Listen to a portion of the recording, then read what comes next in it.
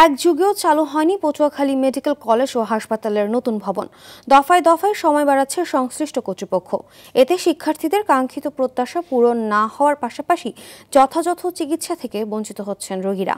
পটুয়াখালী থেকে staff reporter মুফতি সালাউদ্দিনের তথ্যচিত্রে জানাচ্ছেন নাদিরা সুলতানা।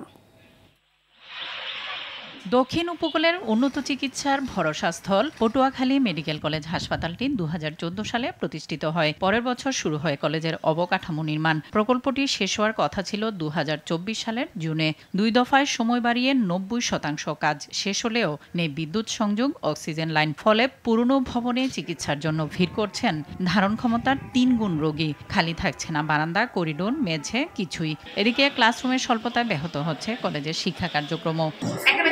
অন্য একটা ব্যাচকে বসে থাকতে হয়, তার 5 বছর বাইরে থেকে বাইরে ওয়েট করতে হয়। 75 জন করে স্টুডেন্ট আছে, কিন্তু 75 জন করে স্টুডেন্ট হওয়ার পরেও সেই একই বিল্ডিং আমাদের ক্লাস করতে হচ্ছে। বারবার মন্ত্রণালয়ে যোগাযোগ করার মাধ্যমে আংশিক চালু করা হয়েছে, যা আমাদের শিক্ষা ক্ষেত্রে বেশ কিছু প্রতিবন্ধকতা তৈরি করছে। আমাদের জন্য স্টুডেন্ট বেশি, কিন্তু আমাদের হচ্ছে ক্লাসরুম কম।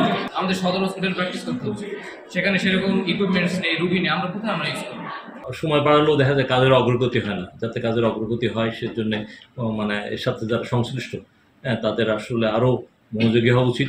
আগামী জুনের মধ্যে নতুন ভবনে কার্যক্রম শুরুর আশা এই কর্মকর্তার। 2025 সালে এসেও কিন্তু আমাদের সেই 500 শয্যা হাসপাতাল আমরা চালু করতে পারি নাই। আমরা এখনো সেই 250 শয্যা সদর হসপিটালে আমরা চিকিৎসা দিচ্ছি। আগামী জুন 2026 পর্যন্ত এটাকে বর্ধিত করা হয়েছে।